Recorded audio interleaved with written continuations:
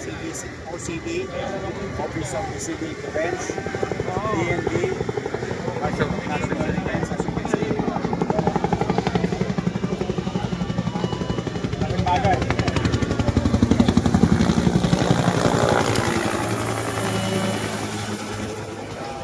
Tatlong helicopter ang pinatay nila ng tupat pa. I think from the province pa all the way to Manila. To augment the activities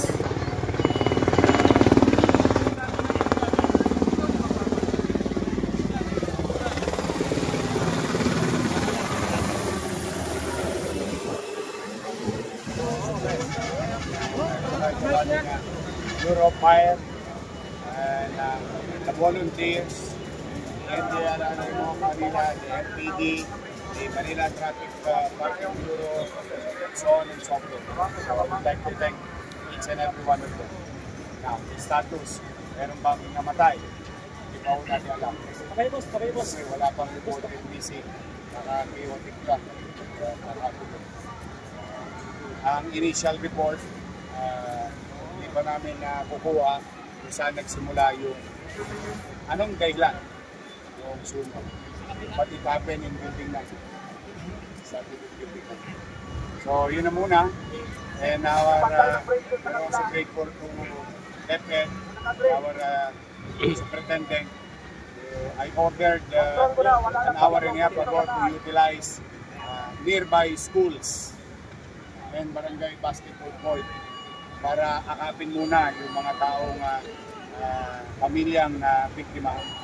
And through J. De La Puente at sa kay Vice Mayor Chia Chesa, sila na pinamahala ko doon. Kami naman dito sa fire suppression or papapigil ko. So far, yun naman ang nangyari.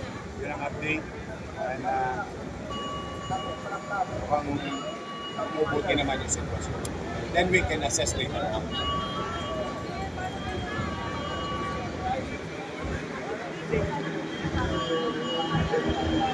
We have 7 hospitals. An hour and a half ago, I already directed Manila Health Director Grace Padilla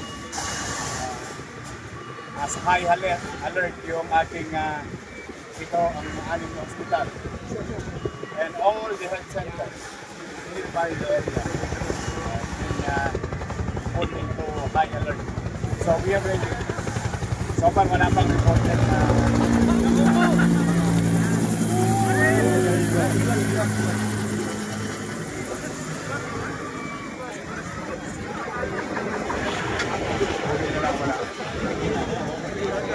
Salamat ating mga piloto.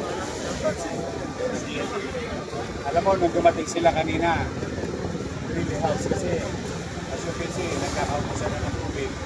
It's not because wala supply na tubig.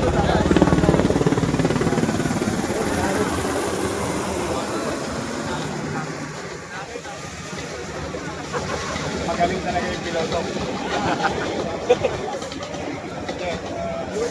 Kidding aside,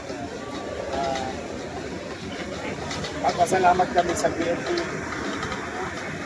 sa volunteer. It really helps a lot. Kasi ibigay sila ilang dito.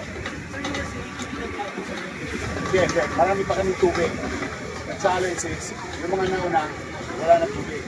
So that's why we created the zipper line so that the new fresh support or fresh supply of water will come in para yung pressure hindi masyadong mahina, mas malapit yung duktong, magre-relay, okay naman, awa ng Diyos nangyari.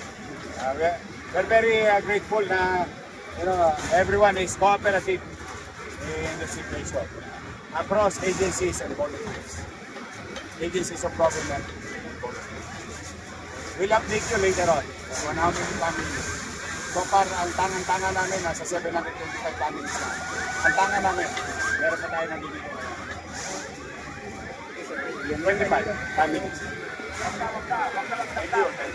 Mag-iingat kayo. So pag nagkahika ako, may hika rin kayo.